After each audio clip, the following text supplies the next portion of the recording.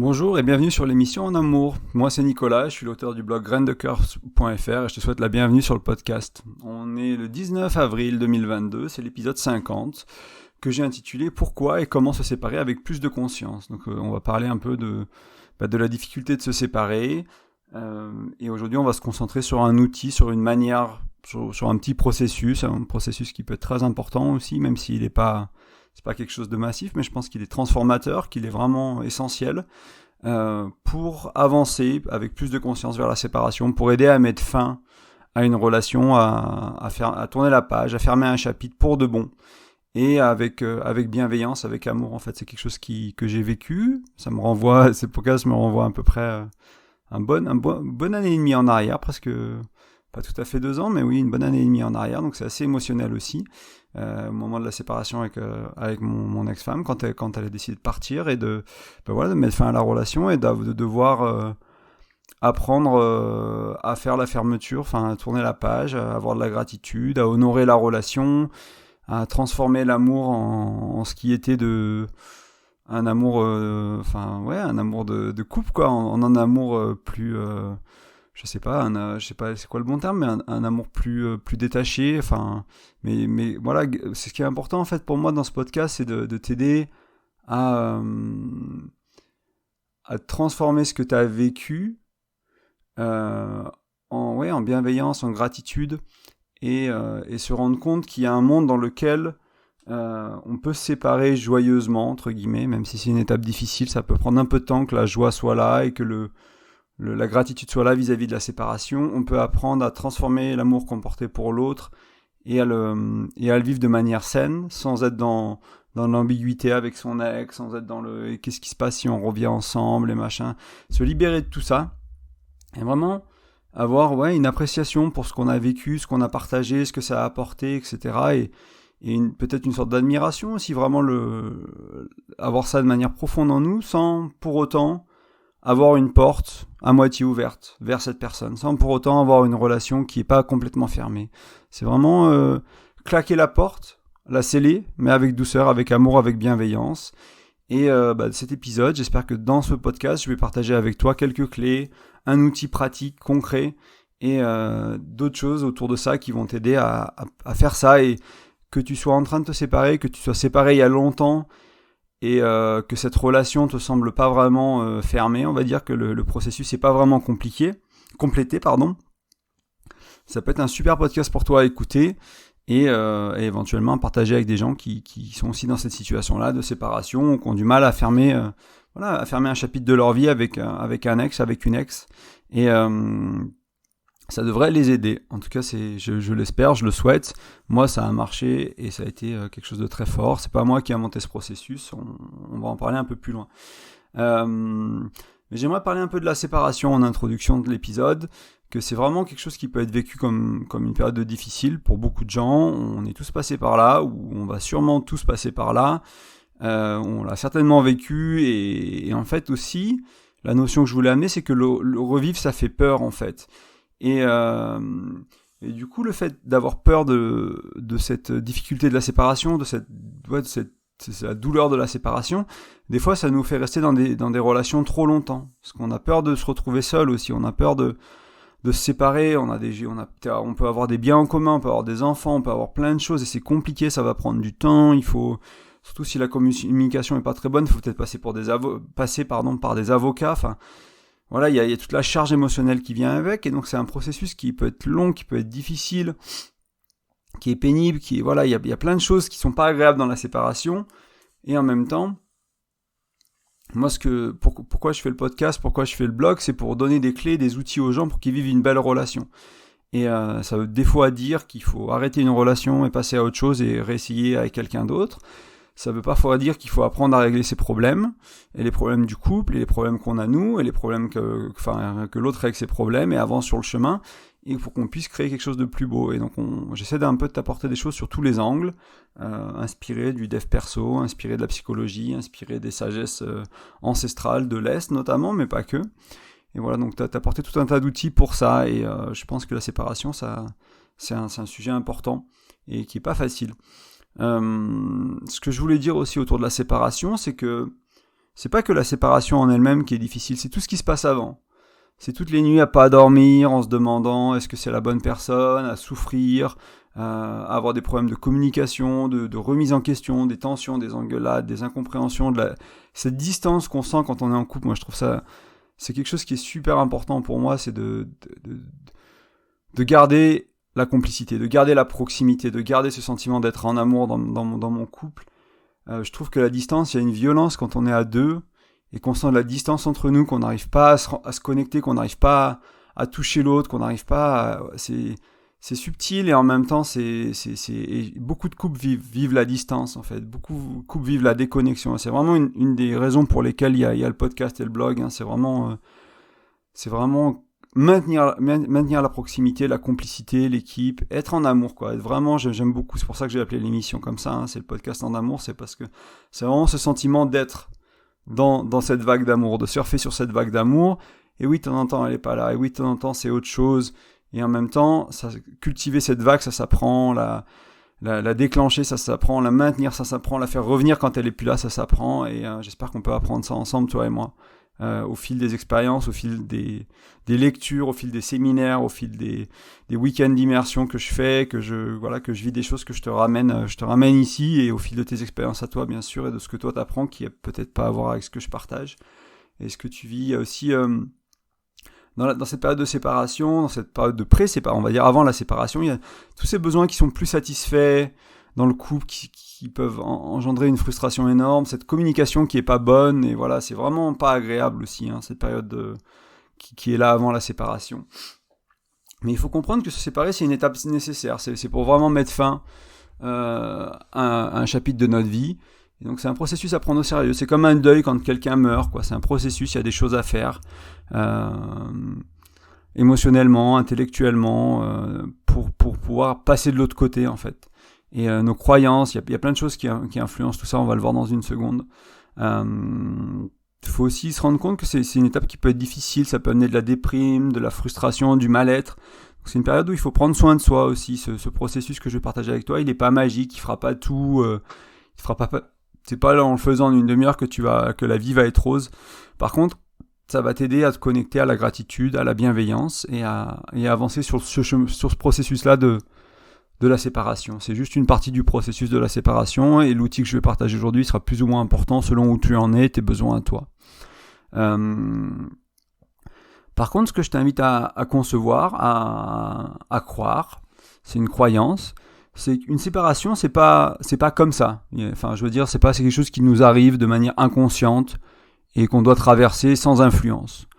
On peut se séparer, ça peut être un processus qui est plus ou moins facile, plus ou moins rapide, plus ou moins douloureux, qui fait plus ou moins mal, avec plus ou moins d'amour et plus ou moins de bienveillance. Et ça nous appartient. Une partie de ça nous appartient, du moins. Il y a une partie de la douleur, il y a une partie des choses qui sont normales, il ne faut pas chercher à ne pas les vivre, en fait. Je dis pas qu'il faut pas chercher à vivre la douleur dans la séparation. Moi, quand on s'est séparé avec mon ex-femme, c'était cette recherche d'équilibre en sentir la douleur qu'elle part, sentir la douleur de la fin, que ce mariage il s'arrête, qu'il y a des choses pratiques qu'il va falloir faire, mais aussi les projets qu'on avait qu'il va falloir lâcher prise dessus, et des choses qu'on n'a pas fait, des choses qu'on a mal fait, et trouver un espace où je peux ressentir la peine de tout ça, la douleur de tout ça, et en même temps avoir une perspective d'avenir, savoir que c'est pour le meilleur, etc., etc. Et je vais te donner quelques clés, quelques outils là, plutôt des clés, c'est pas des outils. J'en parle de manière plus longue sur d'autres articles, sur d'autres contenus, d'autres podcasts du blog, mais des choses qui peuvent t'aider dans ce processus de séparation pour le rendre plus ou moins facile, plus ou moins rapide, avec plus ou moins de douleur, etc. Il y a notre résilience qui est importante, c'est notre résilience émotionnelle, intellectuelle. Ça, c'est pas facile à développer du jour au lendemain, ça se cultive avec le temps. Je vais pas en dire plus sur la résilience pour le moment parce que c'est pas le but du podcast, mais c'est quelque chose qui peut valoir le coup d'explorer pour les gens qui sont un peu à fleur de peau, que les séparations les impactent beaucoup, tout ce qui touche autour de l'émotionnel vous impacte beaucoup, t'impacte beaucoup. Il y a peut-être du travail à faire sur les blessures, sur les croyances autour de ça. Le point d'après, c'était nos croyances, tout simplement. Se rendre compte que si on croit que c'était l'amour de notre vie et qu'on ne retrouvera jamais quelqu'un comme ça, et ben ça va être compliqué. Alors que si on croit que bah oui, c'était l'amour de notre vie jusqu'à maintenant, et la prochaine personne sera l'amour de notre vie le temps de la relation. Moi, c'est ce qu'on se dit souvent avec ma chérie, hein, t'es l'amour de ma vie d'aujourd'hui. Après, est-ce que ça veut dire que c'est l'amour de ma vie jusqu'à ce que je meure? Ça, je sais pas. Mais aujourd'hui, c'est l'amour de ma vie, c'est l'amour de la vie que je vis aujourd'hui. Il n'y aura pas un amour qui est plus grand que tous les autres, il y aura des relations différentes, il y aura des choses qui sont plus fortes, il y aura des choses qui sont bien, il y a des choses qui sont moins bien. Chaque relation a son plus et son moins, il n'y a pas de relation parfaite, il n'y a pas de relation... voilà, chaque relation a son lot, on va dire, et un côté de la pièce et l'autre côté de la pièce. Et c'est une invitation à considérer ça, quoi, à dire que c'est l'amour de ta vie aujourd'hui, demain peut-être, pour 6 mois, pour 1 an, pour 10 ans, et qu'il y aura une chance que quelqu'un d'autre soit l'amour de ta vie, que soit la personne la plus importante. Et souvent, hein, quand on a eu ce sentiment qu'une personne avec qui on n'est plus est l'amour de notre vie, et que cette relation est finie, bah c'est compliqué de vivre pleinement la relation d'après. Hein. Quand on dit mais merde, mon ex c'est l'amour de ma vie. Bah qu'est-ce qu'on fait avec ça? Qu'est-ce que tu fais avec ça? Que toutes les autres personnes qui vont rentrer dans ta vie, ils n'ont pas la chance d'être l'amour de ta vie, ils n'ont pas la chance d'être cette personne-là parce que tu es attaché à une image probablement un peu fantaisiste, une image un peu fantasmée de qui était vraiment ton ex et de cette connexion. Et ça enlève rien à la qualité de la connexion, ça enlève rien à la puissance de l'amour, ça enlève rien à tout ça. C'est pas pour dire bah non, c'était pas si bien. C'est pour aussi dire bah oui, pourquoi pas, ça peut être aussi bien avec quelqu'un d'autre en fait. Ça peut même être mieux. Et c'est développer ces croyances-là petit à petit et se rendre compte que bah, toi, t'as changé. T'es devenu, entre guillemets, grâce à cette relation, grâce à l'amour de ta vie, t'es devenu une meilleure personne et du coup, tu vas pouvoir créer une relation encore plus belle avec la prochaine personne. Et ça me semble essentiel. Ce qui peut nous aider dans ce processus de séparation, c'est aussi notre entourage, le support qu'on reçoit de nos amis, d'un coach, d'un mentor. Moi, je sais quand à l'époque où on s'est séparé avec mon ex-femme, j'ai eu la chance d'avoir une personne assez âgée qui était entre un ancien prêtre catho et un ancien moine bouddhiste. Il a eu les deux vies et c'était un mentor spirituel qui a été présent quelques mois dans ma vie de par c'est un ami d'un ami dans un endroit où j'ai vécu temporairement, qui était là un peu par hasard et voilà, qui m'a accompagné. Il a passé sa vie en tant que prêtre, puis après en tant que moine, à accompagner des gens dans le mariage, dans le divorce, dans la séparation. Il a fait ça toute sa vie et ça a été d'une puissance phénoménale d'avoir quelqu'un comme ça qui m'accompagne, qui m'aide à comprendre les étapes, qui m'aide à enlever l'alliance, qui me dise, qui fasse miroir, qui me renvoie les qualités que j'ai, etc. C'était vraiment magnifique et c'est vraiment super important. Et j'ai d'autres exemples autour de moi de personnes qui se sont fait accompagner d'autres manières, autour du coaching notamment, qui a permis de transcender les croyances, transcender la douleur rapidement, etc. Donc c'est vraiment super important de bien s'entourer et de trouver des personnes qui t'accompagnent. Ça peut être du coaching, moi j'accompagne aussi en coaching, ça peut être avec moi, ça peut être avec autre chose, ça peut être avec ta religion, tes croyances à toi, ton coach à toi, ton mentor à toi, peu importe. Nos habitudes de vie, nos routines de vie sont très importantes aussi en période de séparation. Des choses faire du sport, faire de la méditation, écrire sur un journal. Enfin voilà, avoir des pratiques qui vont te centrer, qui vont te créer du bien-être, qui vont changer ton corps au niveau hormonal. Faire du sport, ça change au niveau hormonal. Une douche froide, ça change au niveau hormonal. Faire des exercices de respiration, ça change des choses et c'est des choses qui sont antidépressives. C'est des choses qui sont bénéfiques. Ça veut pas dire que tu vas pas être triste, ça veut pas dire qu'il y a pas des jours qui sont très durs, mais ça veut dire qu'en moyenne, quand tu as des routines journalières solides, tu vas contrôler plus ou moins la chimie de ton corps et tu vas éviter de tomber dans des phases trop léthargiques, trop dépressives, parce que tu vas faire des choses qui font que c'est bien. Moi, mes outils, c'est le jeûne, c'est l'exposition au froid, c'est la respiration. Voilà, c'est mes outils à moi, mais il en existe plein d'autres en fait. Il y a plein d'autres choses qui t'aident vraiment à te centrer, à avoir du bien-être. Voilà, et d'une manière générale, c'est quelques exemples que je viens de te donner. Et tout ce que j'ai parlé un peu avant sur la séparation, c'est des choses que je couvre des fois plus en profondeur sur En Amour, sur ce podcast ou sur le blog graindecoeur.fr. Donc n'hésite pas, si tu as besoin d'approfondir, à cherche ailleurs aussi. Hein. Il y a plein de vidéos sur YouTube. Moi, je m'inspire de plein de psychologues, de mentors spirituels. Et voilà, il y a pas grand-chose de très original dans ce que je te partage. J'ai rien inventé. Souvent, c'était là. Et puis, c'est un peu teinté de ma couleur à moi, avec mes expériences à moi, avec un mélange de plusieurs outils, un mélange de plusieurs sagesses, un mélange de plusieurs inspirations et voilà, c'est c'est parfois un peu différent, mais c'est aussi souvent similaire à ce que tu peux trouver, donc te limite pas. Voilà, moi je me limite pas et je te conseille de pas te limiter aussi. Je suis pas le mentor idéal, il y a plein de choses à apprendre et aujourd'hui c'est qu'une petite chose que je te partage qui est essentielle et qui est très importante pour ce processus. Ouais, voilà, je relis juste mes notes pour être sûr. C'est un podcast un peu émotionnel pour moi. J'ai un week-end un peu aussi chargé, on va dire émotionnellement et un peu fatigant. Du coup, j'essaie d'être sûr que je couvre tout ce que je voulais dire pour toi, pour que tu aies toutes les bonnes informations. L'objectif aujourd'hui, c'est de rajouter de la conscience et de rajouter de la bienveillance dans le processus de séparation, tout simplement. C'est vraiment ça. C'est un outil qui est inspiré du travail de Esther Perel. C'est une psychologue qui est reconnue mondialement. Elle est notamment, elle vit aux États-Unis, mais de mémoire, elle a des origines belges aussi. Et juive. Enfin, c'est quelqu'un de fascinant qui parle 7 langues, qui a vécu dans plein d'endroits du monde, qui est vraiment intéressante. Et elle est surtout connue pour le travail qu'elle a fait autour du couple. C'est une thérapeute de couple principalement. Qui a écrit beaucoup de livres, notamment sur tout ce qui est autour du désir et de l'érotique, tout ce qui est érotique et l'infidélité dans le couple en fait. Donc c'est vraiment les deux choses pour lesquelles elle est reconnue. Tu trouveras des TED Talks si tu tapes Esther Perel, c'est E-S-T-H-E-R, espace P-E-R-E-L. Elle a des podcasts, c'est tout en anglais malheureusement. Pour ceux qui ne parlent pas anglais, il y a des sous-titres parfois, mais elle fait des conférences, elle fait plein de trucs autour du couple et c'est vraiment une personne, un de mes mentors, moi, essentiel et important autour du couple. Voilà, donc c'était un peu l'intro, elle était un peu longue, on va essayer de passer un peu à la suite. Donc pourquoi séparer avec plus de conscience ? Il faut se rendre compte que si tu regardes autour de toi, si tu regardes tes séparations à toi, des gens qui se séparent, il y a des réactions très différentes. Hein. De la joie, on va dire, au suicide ou au meurtre, pour prendre un peu deux extrêmes, on est rarement... si tu m'écoutes, t'es sûrement pas passé par une séparation, t'étais joyeux ou t'étais si mal de point de vouloir faire des choses d'illégales, on va dire, mais on est sur cet axe et les séparations sont plus ou moins longues, plus ou moins faciles, elles font plus ou moins mal, etc.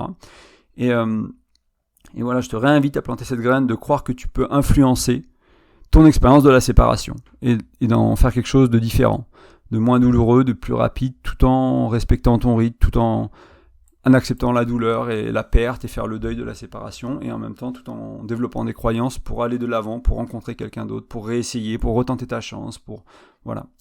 Et je l'ai vécu moi-même, hein, encore une fois j'ai vu des gens qui l'ont vécu autour de moi aussi et c'est possible. C'est pas que écrit dans les livres, moi je l'ai vécu et je connais des gens qui l'ont vécu, donc c'est aussi ça que je t'amène aujourd'hui, c'est cet espoir-là. Et après c'est à toi de le concrétiser, je peux pas le concrétiser pour toi, et encore une fois c'est pas facile. Ajouter de la conscience sur la séparation, ça peut vraiment réduire l'impact et la charge émotionnelle de la rupture en fait. Et ce que je te propose aujourd'hui, ça va t'aider à plusieurs choses, et sûrement plus que ce que je vais lister maintenant, mais c'est quelques éléments. Ça t'aidera à exprimer ce qui est important pour toi. Ça va t'aider à fermer ce chapitre, à mieux le fermer ou à le fermer directement, ça dépend où t'en es. Faire le deuil, c'est super important hein, de ta relation, parce que si tu fais pas le deuil de ta relation qui vient de se terminer ou qui s'est terminée il y a des années et que t'as pas encore fait vraiment le deuil, ça va être compliqué pour la suivante. Hein. J'en parlais un peu tout à l'heure, c'est super important de fermer les choses avant de se réengager en fait et de pas vivre avec un orteil, un pied à la moitié du corps ou les 3/4 du corps ou de l'esprit ou du cœur dans la relation passée. En fait, ça va pas t'aider à aller de l'avant. Et ça risque de te blesser, ton ou ta nouvelle partenaire en fait. On connaît tous des gens, on a tous vécu des gens qui sont dans des relations qui sont mal fermées en fait, enfin qui sont plus dans des relations qui sont mal fermées justement, mais et on voit ce que ça crée chez eux, ou j'en parlais au début, cette croyance que leur ex ou leur ex-ex-ex c'était la femme ou l'homme de leur vie, et que du coup tous les autres ils sont pas aussi bien en fait. Et puis voir toutes les tensions, les problèmes que ça crée dans leur nouvelle relation. Donc voilà, on connaît tous ces choses-là, on est tous passés par là éventuellement, peut-être pas tous, mais pour certains d'entre nous, mais on a tous été un peu témoins des problèmes que ça crée.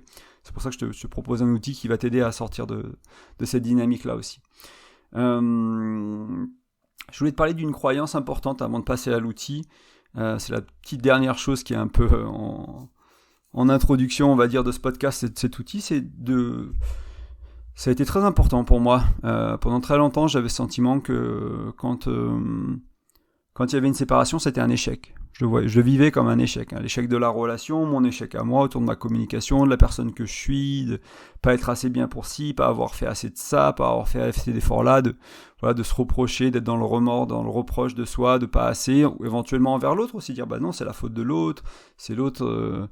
Enfin, moi j'ai tendance à me blâmer moi-même, mais il y en a qui vont blâmer l'autre en disant bah non, c'est de leur faute, ils n'ont pas fait les efforts, ils n'ont pas fait ci, ils n'ont pas fait ça, et on voit ça comme un échec. Moi, ce que je t'invite à croire, c'est qu'une séparation, c'est pas un échec en fait. Il y a des choses qui ont été bien faites, il y a des choses qui ont été mal faites, il y a eu des petits échecs dans la relation, éventuellement, mais la séparation en soi, ce n'est pas ça. C'est comme ce que tu as réussi dans un couple, ce que tu n'as pas réussi, le fait de te séparer, c'est une opportunité d'apprendre, de grandir, c'est une opportunité d'avancer, c'est une opportunité de guérir, de soigner, de transcender, de modifier, d'ajouter, d'enlever. Il y a beaucoup de choses qui peuvent arriver dans ces moments-là.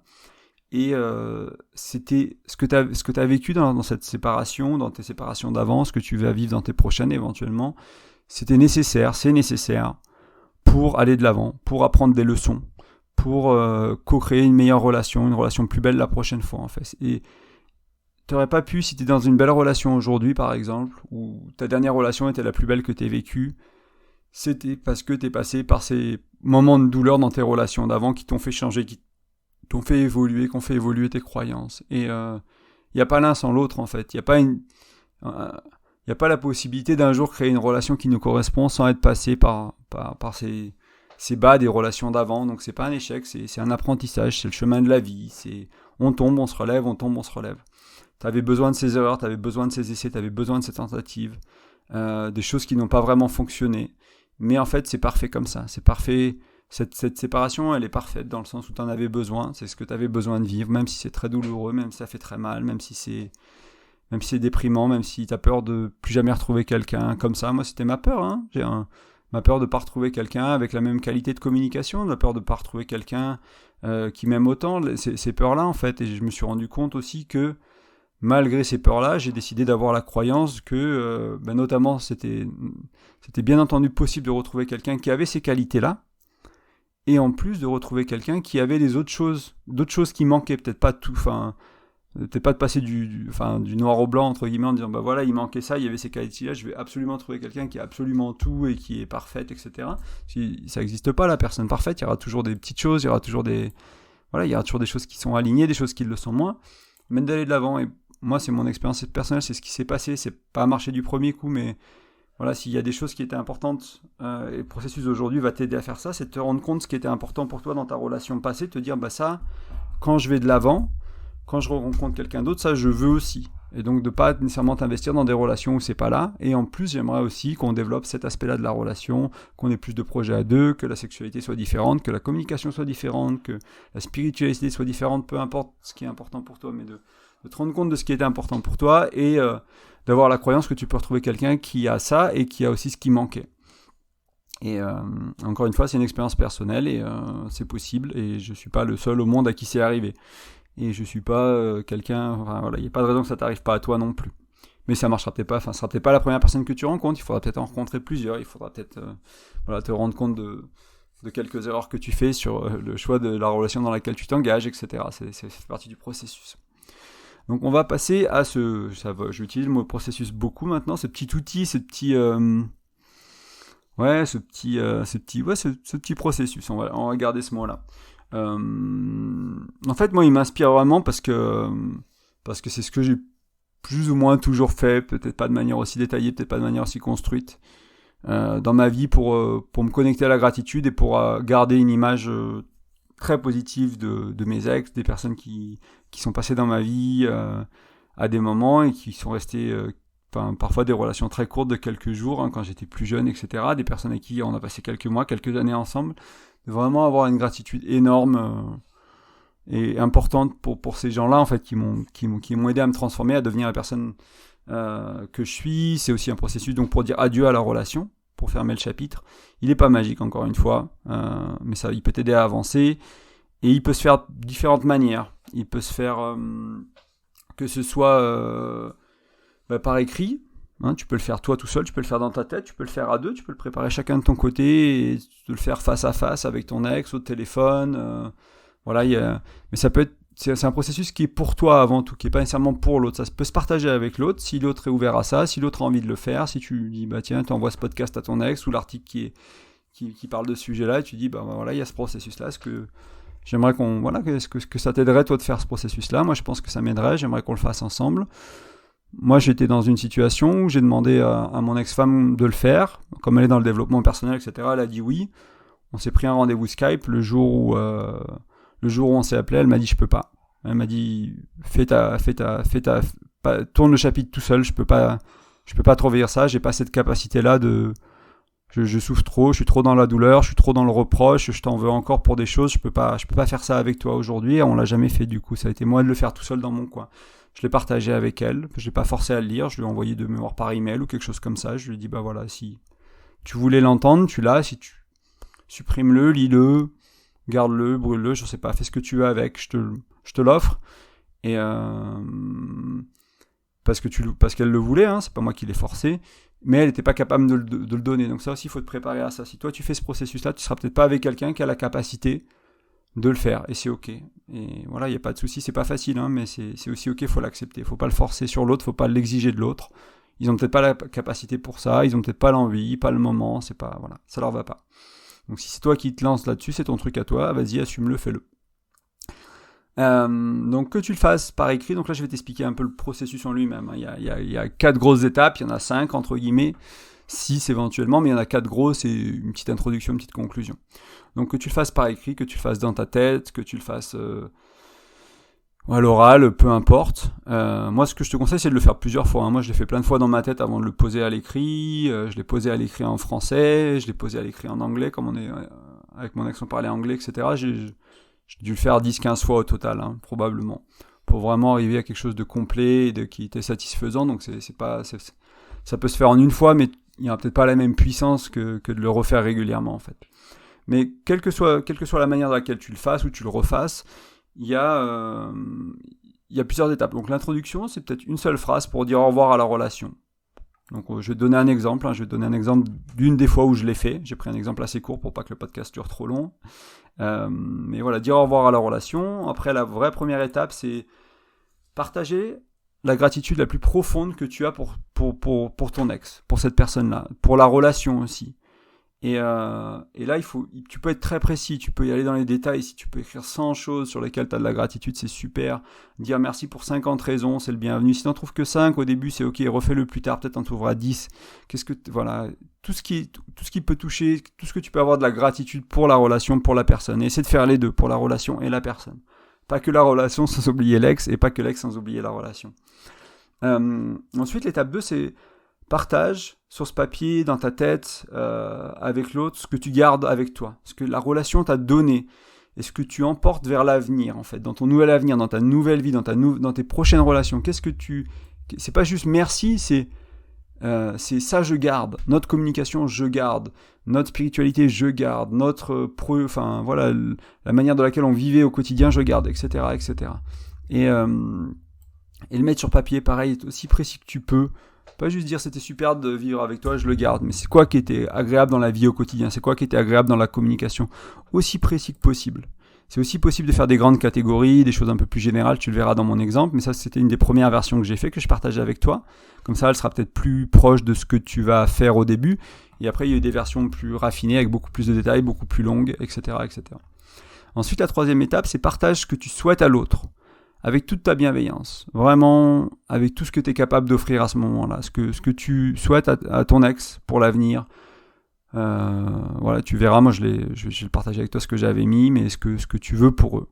Et encore une fois, petit rappel, je vais le refaire un peu plus tard, mais on est dans la bienveillance, on est dans les choses positives, on souhaite rien de négatif, pas dans cette lettre-là. Ce processus-là, il est autour de la bienveillance, autour de la gratitude, autour de l'amour.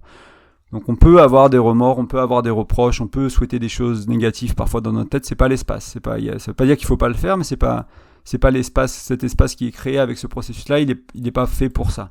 Il peut y avoir une autre lettre que tu écris pour toi, de toi à toi, avec toute la haine et tous les reproches que tu fais à l'autre, et tu peux l'envoyer dans une adresse aléatoire, tu peux la brûler, tu peux l'enterrer, tu peux jamais l'envoyer pour décharger un peu ton venin, on va dire, des choses qui sont un peu plus négatives. Il y a d'autres processus pour ça, et c'est pas l'objet de celui-là, ça sera peut-être l'objet d'un autre podcast ou de choses qui sont déjà écrites et déjà publiées. L'étape 4, qui peut être optionnelle selon ta situation, moi j'aime bien la faire aussi, je la recommande en général, mais c'est partage ce que tu souhaites aux choses que vous aviez en commun. Donc aux choses ou aux gens surtout, plus qu'aux choses, vos enfants, ce que tu souhaites pour tes enfants avec cette séparation. Qu'est-ce que ça veut dire pour eux, ce que tu aimerais qu'ils vivent, pour la famille, pour les proches, pour les amis en commun, pour les choses que vous faisiez ensemble, voilà. Qu'est-ce que tu aimerais que les gens pensent, qu'est-ce que tu aimerais que les gens vivent de cette séparation. En fait, se projeter un peu, se dire, voilà, on se sépare, mais pour nos enfants, je leur souhaite de sentir l'amour des parents, je leur souhaite de sentir des parents unis, même s'ils sont plus amoureux, même s'ils vivent plus ensemble, des parents cohérents, etc., etc. Qu'est-ce que tu souhaites, quelles sont tes intentions pour ça. Et enfin, c'est encore une fois dire au revoir et merci. Donc c'est un peu la 6e étape, c'est la conclusion. Donc c'est un processus autour de la gratitude, de la bienveillance, de l'amour. Je le rappelle rapidement, étape 1, dire au revoir à la relation et à l'autre. Intro. Étape 1, donc partage de gratitude pour le partenaire et la relation. Étape 2, partage de ce que tu gardes avec toi. Étape 3, partage de ce que tu souhaites à l'autre dans la bienveillance. Et étape 4, partage de ce que tu souhaites pour vos amis, famille, amis en commun, enfants, etc. Et enfin, redire au revoir et merci à la relation. Donc c'est pas l'heure des reproches, c'est pas l'heure des attaques. Si tu as de la souffrance, si tu n'es pas capable de faire ça, fais autant que tu peux, fais la moitié du processus, fais un quart du processus.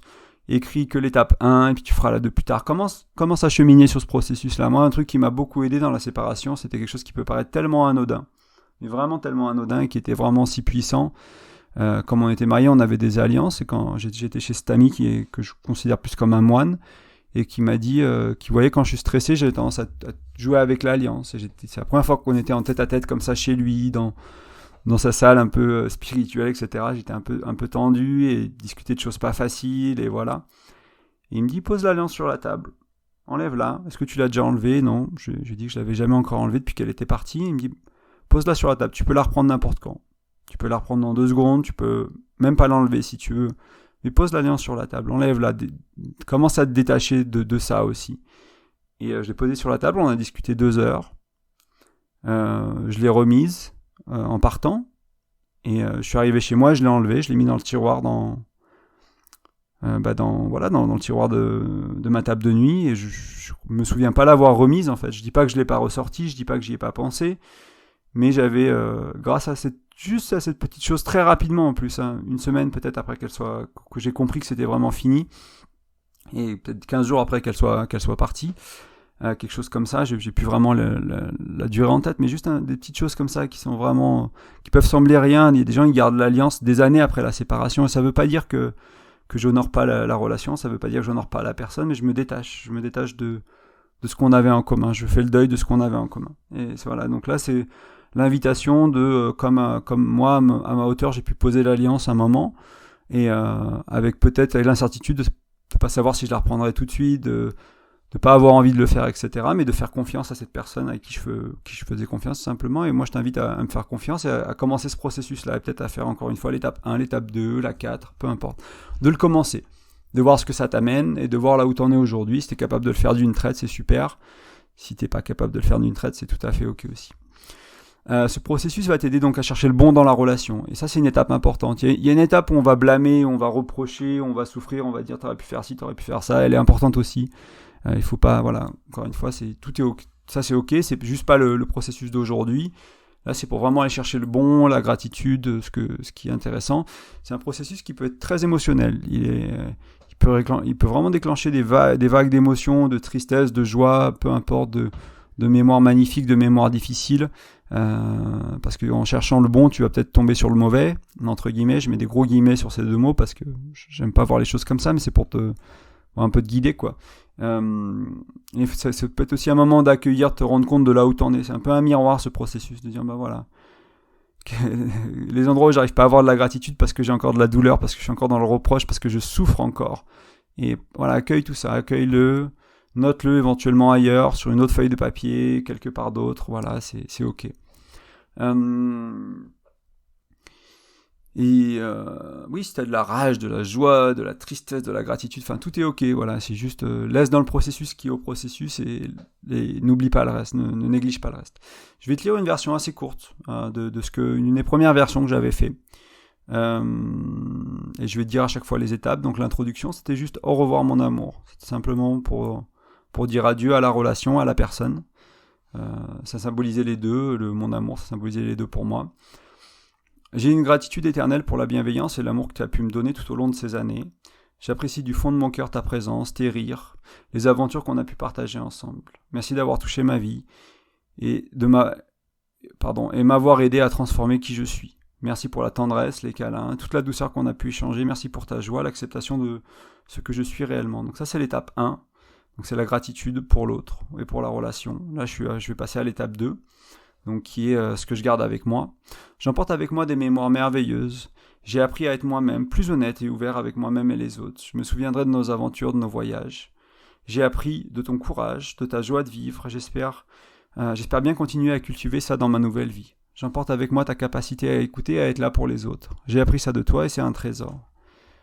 Donc là aussi, c'est pas très précis. Je détaille pas les aventures, je détaille pas les voyages. C'était mon premier jet et après dans les versions d'après, je pouvais être plus spécifique sur les voyages qui ont été importants pour moi, sur les conversations qui ont été importantes pour moi, ces choses-là.